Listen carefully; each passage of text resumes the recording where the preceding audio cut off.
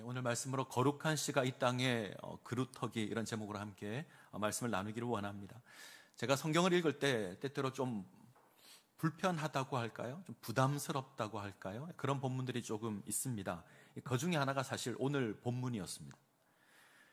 이사야 6장은 이사야가 이제 환상 가운데 하나님을 경험하고 하나님의 소명을 받는 그런 장면입니다. 아주 감격스러운 그런 장면이죠. 그런데 언제부턴가 이 본문이 좀 두려웠습니다. 하나님께서 말씀을 하시죠.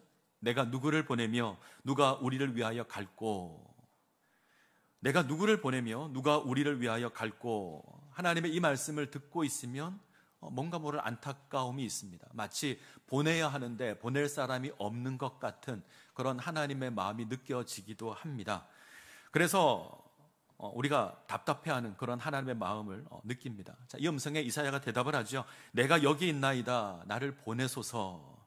자, 우리에게 도전을 주는 장면입니다. 때문에 목사 임직을 하거나 아니면 선교사 파송을 하거나 늘 단골 메뉴처럼 이제 이 본문이 등장을 합니다. 우리도 말씀을 보면서 하나님께 헌신을 다짐하죠. 부름받아 나서니 몸 어디든지 가오리다. 우리 이렇게 고백하면서 동참합니다. 근데 전 이 말씀이 좀 두려웠습니다.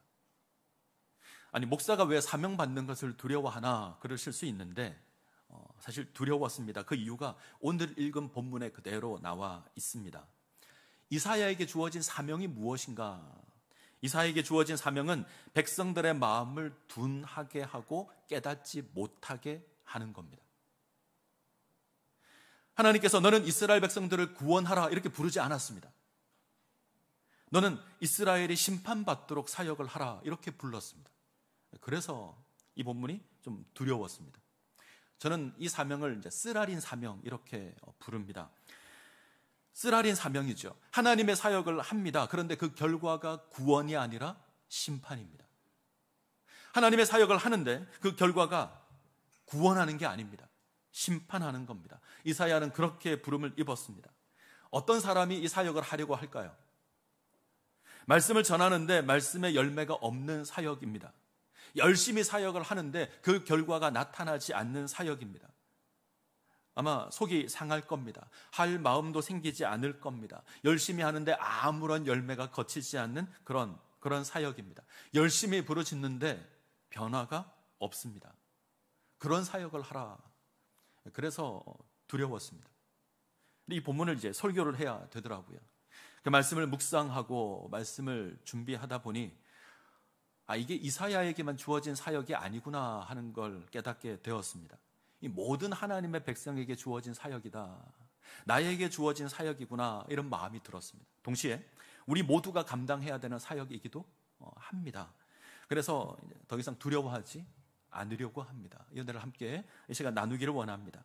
자, 6장 1절 시작 부분을 한번 볼까요? 6장 1절 시작을 보면 우시야 왕이 죽던 해에 이렇게 시작합니다. 우시야 왕이 죽던 해에 이사야가 환상을 보고 부름을 받습니다. 자, 우시야, 유다에 여러 왕이 있는데 그 왕들 가운데 의롭다라고 부름을 입었던, 의롭다라고 칭찬을 들었던 왕 가운데 한 명입니다. 우시야 때는 남유다가 아주 부강했습니다. 그래서 다윗 때나 솔로몬 때만큼이나 나라가 부강했습니다. 당시 대륙을 다스리던 나라가 아수르라는 나라인데 다른 모든 나라가 아수르에 조공을 바쳤는데 유일하게 유다만 조공을 바치지 않았습니다. 그 정도로 강했던 나라가 유다입니다. 그런데 이 우시야의 마지막이 좋지 못합니다. 사람은 잘 될 때 조심해야 되는데 우시야가 그러지 못했습니다. 나라가 부유하게 되자 우시야가 교만해지죠. 내가 직접 하나님을 섬겨야겠다. 그래서 하나님의 성전으로 나아가 성소에 들어가 자신이 분향을 하려고 합니다. 그건 제사장만 할 수 있는 겁니다. 아무나 할 수 없는 일입니다. 금지된 것인데 우시야가 교만하게 그것을 행하려고 합니다. 결국 하나님께 심판을 받죠. 저주를 받습니다. 그래서 문둥병에 걸려서 따로 격리되어서 살아갑니다. 자, 우시야의 모습은 남유다의 모습을 잘 보여주죠. 남유다의 영적인 상태를 잘 보여줍니다. 나라는 부유하지만 하나님 앞에서 거룩함을 상실해버린, 하나님 앞에 거룩함을 지니지 못한 그런 이스라엘의 모습을 보여줍니다. 자, 이때 이사야가 환상을 봅니다. 하늘에 있는 하나님의 성전, 그 보좌에 계신 하나님을 봅니다. 하나님의 옷자락이 보좌를 넘어서 온 성전에 가득했다 이야기를 하죠. 자, 이 하나님 앞에서 천사들이 하나님을 찬양합니다. 자, 3절을 한번 볼까요? 3절. 서로 불러 이르되 거룩하다 거룩하다 거룩하다 만군의 여호와여 그의 영광이 온 땅에 충만하도다 하더라. 거룩하다 거룩하다 거룩하다 만군의 여호와의 영광이 온 땅에 충만하다. 자, 이 찬양에 계속 반복되는 말이 있습니다. 거룩하다 거룩하다. 천사들은 거룩한 하나님 찬양합니다. 거룩하신 하나님, 이사야서에 거룩하신 하나님 25번 정도 나옵니다. 굉장히 많이 나오죠. 거룩하신 하나님, 이것이 이사야서의 중심 주제입니다. 거룩하신 하나님께서 죄악된 이스라엘을 심판하시고 하나님께서 다시 이스라엘을 거룩한 백성으로 세우신다. 이것이 이사야서의 주제입니다. 자, 천사들의 찬양을 보고 있던 이사야가 갑자기 탄식을 합니다. 자, 5절 한번 볼까요? 5절 같이 읽습니다. 그때 내가 말하되 화로다 나여 망하게 되었도다. 나는 입술이 부정한 사람이요 나는 입술이 부정한 백성 중에 거주하면서 만군의 여호와이신 하나님을 배웠음이로다 하였더라. 갑자기 탄식합니다. 왜 탄식을 할까요? 영광의 모습을 보고 있으면 어쩌면 기뻐해야 되고 좋아해야 될 텐데 탄식을 합니다. 이유는 분명합니다. 자신도 하나님을 찬양해야 되는데 그럴 수 없었기 때문입니다. 천사들과 함께 하나님을 찬양해야 되는데 그렇게 할 수 없습니다. 죄 때문에요.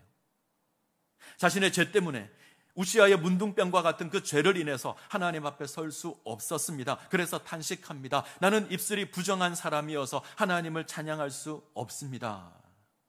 지금 이스라엘이 그렇죠. 하나님을 찬양해야 될 거룩한 백성으로 부름을 입었습니다. 그런데 하나님을 거역합니다. 교만하고 하나님 앞에 죄를 짓고 하나님을 거역합니다. 때문에 하나님을 찬양할 수가 없습니다. 자, 이런 이사야를 하나님께서 정결하게 하시죠. 한 천사가 제단 숯불을 가져다 이사야 입에 댑니다. 그것으로 죄가 사하여집니다. 그리고 하나님의 음성이 들리죠. 우리가 앞서 봤던 내가 누구를 보내며 우리가 누구를 위하여 갈고, 하나님께서 죄악된 세상으로 보낼 선지자를 찾습니다. 내가 여기 있나이다. 나를 보내소서. 이사야가 고백합니다. 하나님, 내가 가겠습니다. 그러자 하나님께서 이사야가 감당해야 될 사명을 말씀하십니다. 자, 9절 10절인데 9절 10절 자, 같이 읽겠습니다. 여호와께서 이르시되 가서 이 백성에게 이르기를 너희가 듣기는 들어도 깨닫지 못할 것이요 보기는 보아도 알지 못하리라 하여 이 백성의 마음을 둔하게 하며 그들의 귀가 막히고 그들의 눈이 감기게 하라. 염려하건대 그들이 눈으로 보고 귀로 듣고 마음으로 깨닫고 다시 돌아와 고침을 받을까 하노라 하시기로. 잘 보시면 구원하라는 사역이 아닙니다. 너는 나가서 복음을 전하여 그들의 마음을 돌이켜라. 보통 이래야 되죠. 너는 가서 이스라엘 백성들을 구원하라. 이래야 됩니다. 우리가 이런 것을 기대합니다. 그리고 하나님께서 함께 하시고 놀라운 역사를 이루어지기를 소망합니다. 모세에게 하셨던 것처럼 너는 애굽 땅 종되었던 집으로 가서 나의 이스라엘 백성들을 구원해내라. 이래야 됩니다. 이 정도는 되어야 동기부여도 되고 할 마음도 생기고 용기도 낼 겁니다. 근데 하나님은 이스라엘 향해서 마음을 둔하게 하며 그들의 귀가 막히고 그들의 눈이 감기게 하라. 마음을 둔하게 하라. 귀가 막히게 하라. 그들의 눈이 감기게 하라. 말씀을 전하는데, 열심히 가서 하나님의 말씀을 전하는데 마음을 둔하게 하라. 귀가 막히게 하라. 보지 못하게 하라. 그래서 망하게 하라. 이 명령이 이해가 되십니까? 구원이 아니라 심판입니다. 선지자로 부름을 입었는데 구원의 사역을 하는 것이 아니라 심판의 사역을 합니다. 부담스럽죠. 껄끄럽습니다. 그래서 쓰라린 사명입니다. 구원하는 사명이 아닙니다. 망하게 하는 사명입니다. 어떻게 하면 이런 사역을 할까? 말씀을 전하지 않으면 될까요? 아니면 엉터리로 전하면 될까요? 아닙니다. 온전하고 정직하게 전해야 합니다. 이사야는 정직하고 온전한 모습으로 열정적으로 하나님의 말씀을 전합니다. 이스라엘을 향해서 들어라 선포하고 하나님의 뜻을 깨달으라 선언합니다. 그런데 이스라엘이 못 알아듣습니다. 반응하지도 않습니다. 이스라엘은 깨닫지 못하고 불나방처럼 뜨거운 불을 향해서 달려듭니다. 자, 쓰라린 사명에 이사야가 묻습니다. 11절 앞부분을 보시면 내가 이르되 주여 어느 때까지니까? 주여 어느 때까지입니까? 이거 기한을 묻는 게 아닙니다. 자비를 구하는 겁니다. 하나님 언제까지 이렇게 하실 겁니까? 하나님 자비를 베풀어 주십시오. 하나님 너무 심한 것 아닙니까? 그러자 하나님이 철저한 심판을 말씀하십니다. 자, 11절부터 13절 같이 읽을까요? 11절부터 13절 같이 읽습니다. 내가 이르되 주여 어느 때까지니까 하였더니 주께서 대답하시되 성읍들은 황폐하여 주민이 없으며 가옥들에는 사람이 없고 이 토지는 황폐하게 되며 여호와께서 사람들을 멀리 옮기셔서 이방 땅 가운데에 황폐한 곳이 많을 때까지니라. 그 중에 10분의 1이 아직 남아 있을지라도 이것도 황폐하게 될 것이나 밤나무와 상수리 나무가 배임을 당하여도 그 그루터기는 남아 있는 것 같이 거룩한 씨가 이 땅에 그루터기니라 하시더라.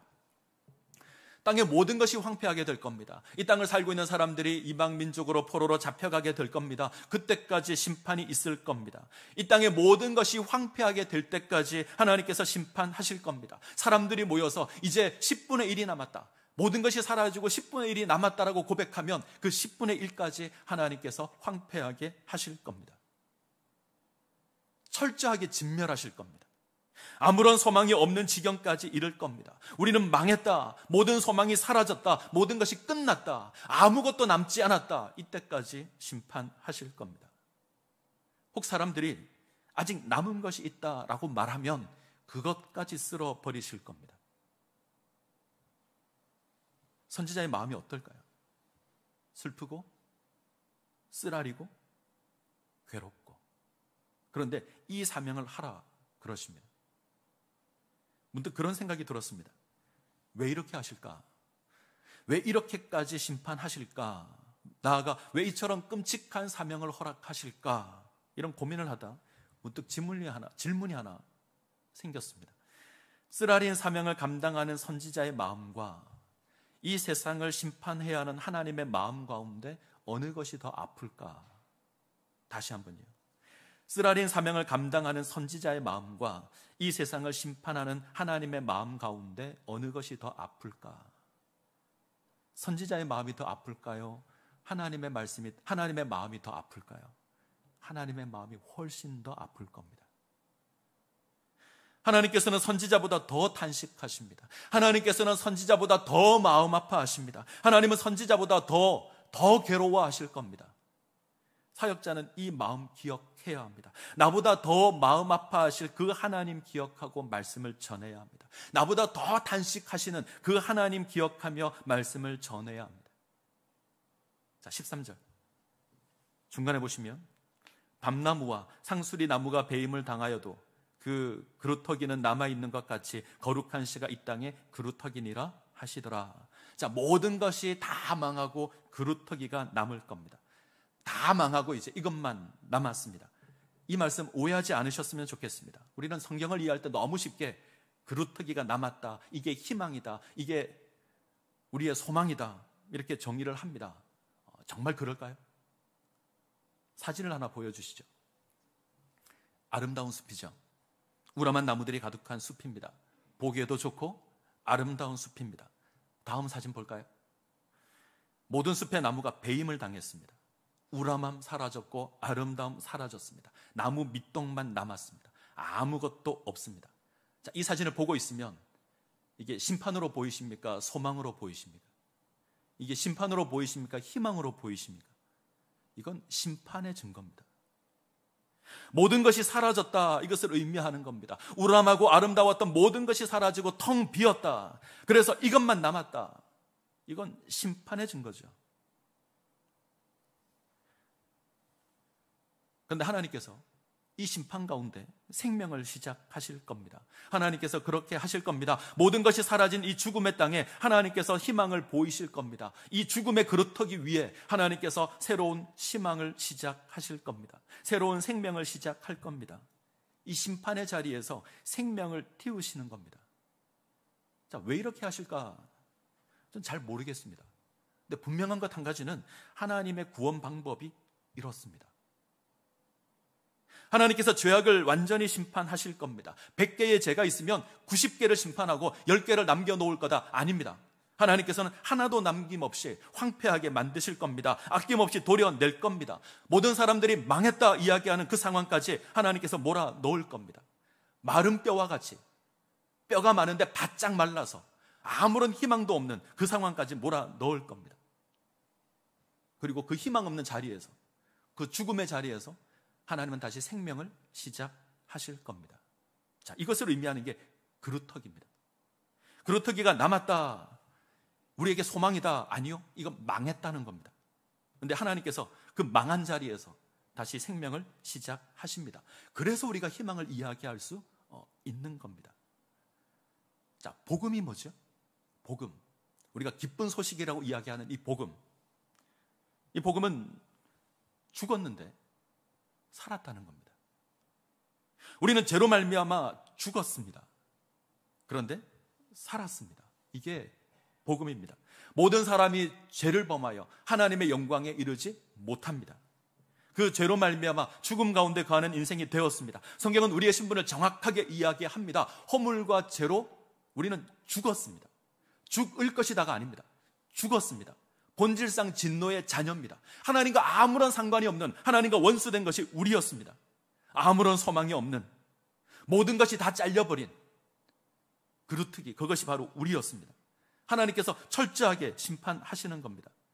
근데 성경은 이것이 끝이 아니라 그러죠. 이 죽음의 자리에서 우리를 다시 살리십니다. 어떻게 살리시는지 아십니까?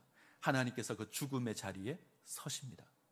하나님께서 당신의 아들 독생자 예수 그리스도를 우리가 심판받은 그 심판의 자리에 하나님께서 세우시는 것으로 우리를 다시 부르십니다.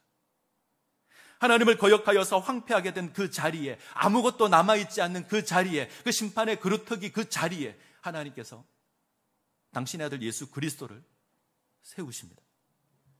우리가 당한 그 죽음 그대로 당하게 하십니다. 죽음으로 끝난 그 자리에 하나님께서 거룩한 생명이 피어나게 하십니다. 황폐하여진, 아무것도 남지 않은 그 죽음의 자리에 하나님께서 다시 생명을 시작하는 겁니다. 우리가 이렇게 부름을 받았습니다. 이것이 복음입니다. 우리가 사순절의 시간을 보내죠. 다음 주일은 종려주일이고요.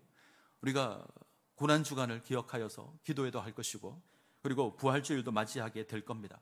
이 기간을 지나면서 우리는 우리를 향한 그 하나님의 사랑을 기억하셔야 합니다. 예수 그리스도께서 왜 고난을 당하셨는지, 그가 왜 우리가 심판을 당해야 될 그 자리에 그가 왜 세워지셨는지, 그리고 그것으로 우리를 어떻게 부르시는지 확인하셔야 합니다. 그때 우리에게 소망이 있습니다. 자, 1장 4절로 가죠. 이사야 1장 4절.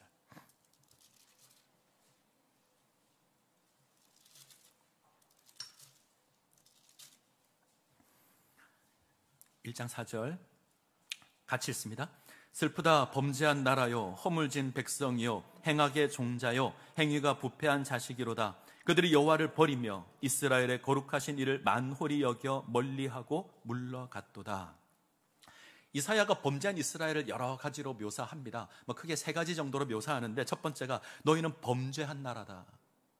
두 번째, 행악의 종자다. 세 번째, 부패한 자식이다. 전 이 가운데 행악의 종자, 여기에 주목합니다. 표현을 조금 바꾸면 죄악의 씨앗입니다. 의의 열매를 맺는 것이 아닙니다. 죄악의 열매를 맺습니다. 그래서 죽었습니다. 그래서 하나님께서 심판하십니다. 그런데 그 심판의 자리에서 우리를 다시 새롭게 하시죠. 이사야 6장에서는 거룩한 씨로 말미암아 우리를 다시 세우십니다. 이 시간 부탁을 드리는 건, 자, 거룩한 씨이신 예수 그리스도로 말미암아 우리가 하나님 백성 되었음을 기억하셔야 합니다. 우리는 행악의 씨였습니다. 죄악의 씨였습니다. 우리가 하는 건 죄악을 생산하는 것밖에 없었습니다. 그런데 하나님께서 거룩한 씨이신 예수 그리스도로 말미암아 우리를 구원하셨습니다. 하나님의 심판으로 황폐하게 되었고 아무런 소망이 없었습니다. 그런데 하나님께서 예수 그리스도로 말미암아 우리를 다시 세워 놓으셨습니다. 제단 숯불로 이사야의 입술을 정결하게 하신 것처럼 하나님께서 정결하게 하셨습니다. 자, 이런 우리에게 요구되는 게 있죠. 거룩하게 되어서 쓰라린 사명을 감당하셔야 합니다. 이건 제가 감당해야 될 사역이고 우리 모두가 감당해야 될 사역입니다. 우리는 이 죄악된 세상에서 부름을 입었기에 이 세상에서 쓰라린 사명을 감당해야 합니다. 세상은 하나님의 심판을 향해 나아갈 겁니다. 우리가 아무리 목 놓아 외치고 우리가 아무리 나가서 전도를 해도 세상은 하나님의 심판을 향해서 갈 겁니다.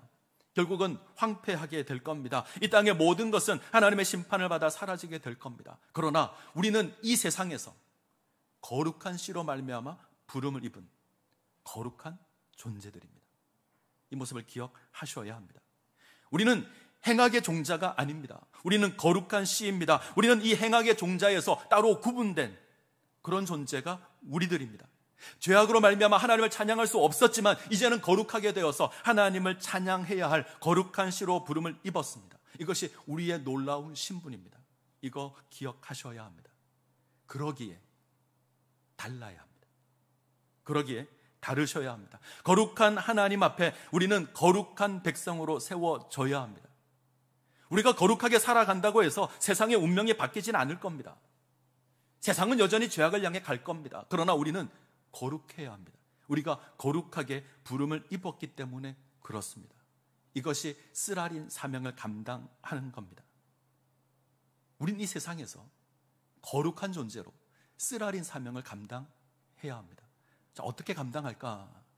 자, 성경을 한번 보죠. 마태복음 13장입니다. 마태복음 13장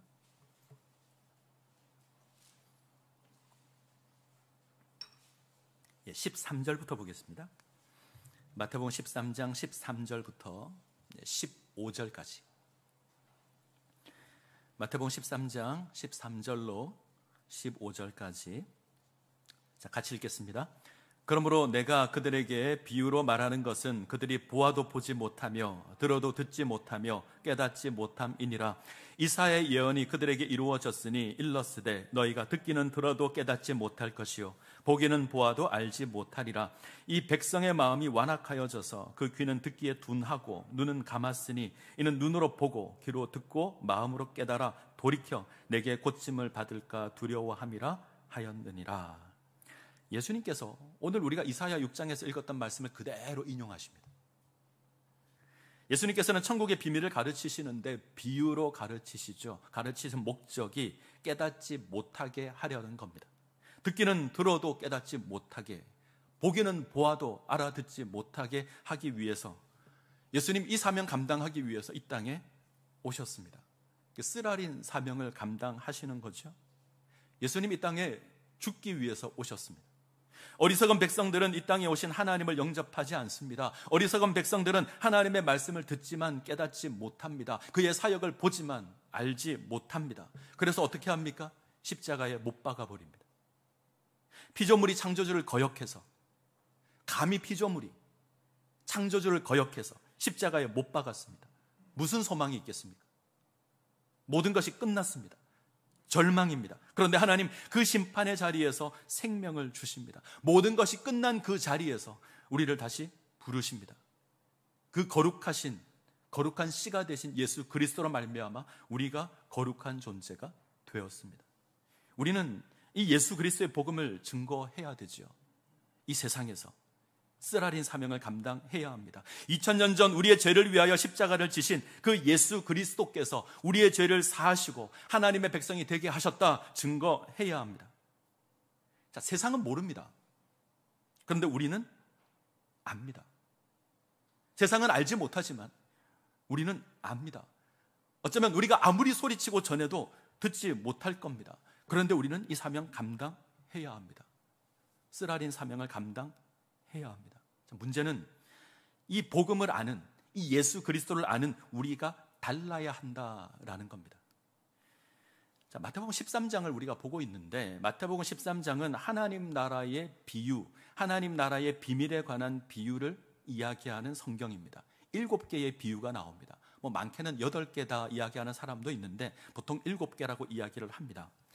하나님의 나라가 이 땅에 임했는데 우리의 기대와 달리 그 나라가 감추어져 있고 숨겨져 있어서 사람들이 모른다. 이것이 이 비유의 주제입니다. 그러나 우리는 알죠. 아는 자로 어떻게 살아가야 하는가. 이것이 이 비유의 핵심입니다. 자, 7가지가 화면에 나오는데 첫 번째가 씨 뿌리는 자의 비유죠. 우리가 잘 압니다. 농부가 씨를 뿌리는데 어떤 씨는 길가에, 어떤 씨는 돌밭에, 어떤 씨는 가시떨기에, 어떤 씨는 좋은 밭에 떨어집니다. 우린 이 비유를 해석할 때 조심해야 될 게 있는데, 이제 밭의 상태에 따라서 결과가 다르다라고 우리는 해석을 하죠. 그래서 우리는 좋은 밭이 되자, 우리는 좋은 밭이 되어야 한다, 이런 해석을 많이 합니다. 근데 아닙니다. 그렇게 해석하시면 안 됩니다. 이건 씨를 뿌렸는데 결과가 다르다는 겁니다. 길가, 돌밭, 가시덤불은 하나님 나라를 모르는 자들입니다. 길가는 관심이 없죠. 하나님 나라에 관심이 없습니다. 돌밭은 새로운 것이라 관심을 가지지만 고난이 임하면 버립니다. 모르기 때문입니다. 가시떨기도 마찬가지입니다. 유혹이 임하면 버립니다. 모르기 때문입니다. 그런데 좋은 밭은 풍성한 열매를 맺습니다. 우리가 길가이니 개가 나여서 좋은 밭이 되자, 우리가 돌밭이니 돌을 뽑아내어서 좋은 밭이 되자, 가시떨기를 제거하고 좋은 밭이 되자, 아닙니다. 그렇게 해석하시면 안 됩니다. 우리가 좋은 밭이다, 이게 핵심입니다. 우리가 좋은 밭이기에 돌밭과 달라야 됩니다. 우리가 좋은 밭이기에 돌밭과 다른 삶을 살아야 합니다. 우리가 좋은 밭이기에 저 가시떨기의 모습과는 달라야 합니다. 길가의 모습에 충격을 받으면 안 되고요. 돌밭을 인해서 요동해도 안 됩니다. 가시떨기를 인해서 흔들려도 안 됩니다. 우리가 좋은 밭이기 때문에 그렇습니다. 두 번째 비유가 이제 알곡과 가라지 비유죠. 아까 화면 다시 띄워주시죠. 농부가 씨를 뿌렸는데 밤에 원수가 와서 가라지를 덧뿌리고 갑니다. 그래서 밭에 알곡도 있고 가라지도 있고, 무슨 말일까요? 원수가 와서 방해할 수 있습니다. 이 땅에 하나님 나라가 왔지만 방해받을 수 있다 이야기를 합니다. 세 번째 비유가 이제 겨자씨 비유입니다. 겨자씨 한 알이 밭에 심겼습니다. 이스라엘 사람들은 가장 작은 것을 이야기할 때 겨자씨를 이야기합니다. 여러분들이 가지고 있는 펜으로 점 하나 톡 찍으면 겨자씨가 그만합니다. 아주 작죠. 그런데 이 겨자씨 한 알이 밭에 심겼습니다. 보일까요? 안 보입니다.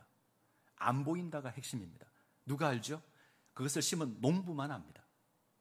서말 가루에 누룩이 섞였습니다. 겉에서 보면 확인되지 않습니다. 감추어져 있어서 보이지 않습니다. 섞은 여인만 그것을 알 겁니다. 자, 감추어져 있다, 숨겨져 있다. 밭에 겨자씨가 있고 서말 가루에 누룩이 있습니다. 그런데 우리는요, 그것을 본 자들입니다. 그것을 아는 자들입니다. 세상 사람들은 모르는데 우리는 압니다. 밭에 겨자씨가 숨겨져 있다, 서말 가루 속에 누룩이 섞여져 있다, 우리는 압니다. 그럼 어떻게 해야 되죠? 자, 밭에 감추인 보화와 값진 진주 보화가 여기에 대한 답입니다. 우리의 모든 것으로 사야 됩니다. 값진 진주를 발견했기에, 밭에 보화가 숨겨진 것 알기에 모든 것을 팔아서 사야 합니다. 우리가 그런 삶을 살아야 합니다. 지금은 보이지 않지만, 지금은 감추어져 있지만 마지막 때에 하나님의 심판이 있을 것이고 온전히 드러나게 될 것이고 그런 모습들이 주어지게 될 겁니다. 이 마지막 심판을 이야기하는 게 7번째 비유입니다. 그물 비유가 여기에 관한 내용입니다. 이 땅에만 하나님의 나라, 기대와 다른 모습으로 주어질 수 있죠. 방해를 받을 수 있습니다. 감추어져 있고 숨겨져 있고, 그럼에도 불구하고 우리는 그것을 아는 자들입니다. 이 땅에 그루터기가 남아 있습니다. 아무리 보아도 희망이 아닙니다. 이것은 심판입니다. 근데 하나님께서 그 속에서 생명을 시작하실 겁니다. 이 거룩한 시가, 이 하나님의 나라가 우리 가운데 주어지게 될 겁니다. 우리가 이 나라로 부름을 입었습니다. 우리가 이 하나님의 나라로 부름을 입었습니다. 세상 사람들이 모르는 그 하나님의 나라로 우리가 부름을 입었습니다. 들어도 깨닫지 못하고 보아도 알지 못하는 그 나라를 우리는 보고 깨닫고 아는 자들입니다. 어떻게 살아야 되죠?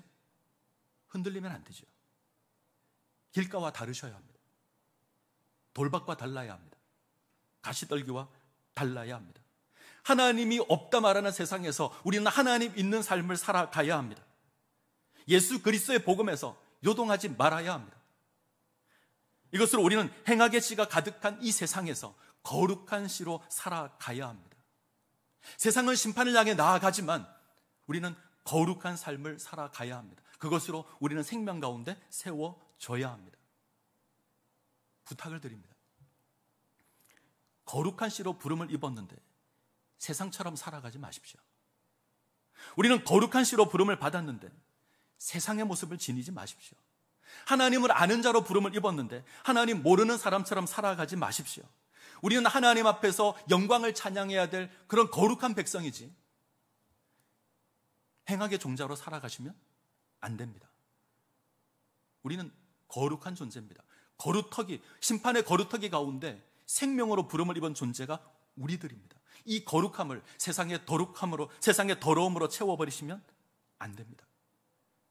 그러면 절대 쓰라린 사명을 감당할 수 없습니다. 우리가 변하지 않는다면, 우리가 여전히 죄악의 모습을 지니고 있다면 소망의 거루터기가 아니라 말 그대로 심판의 거루터기가 될 수도 있습니다. 우리가 부름을 받은 그 거룩함을 기억하시기를 바랍니다. 거룩함 가운데 세워지시기를 바랍니다. 세상이 행악의 종자로 나아간다고 할지라도, 세상이 심판으로 나아간다고 할지라도 우리는 달라야 합니다. 우리는 거룩한 시로 살아가야 합니다. 이 자리에 함께 예배하는 우리 모든 주의 백성들이 이 거룩한 시로 거룩한 생명 가운데 살아가실 것을 간절히 소원합니다. 우리 교회가 그러기를 원합니다. 우리 창신 제일교회가 거룩한 씨가 될 수 있기를 원합니다. 이 죄악된 세상에서 하나님의 생명이 피어나는 거루터기가 될 수 있기를 원합니다.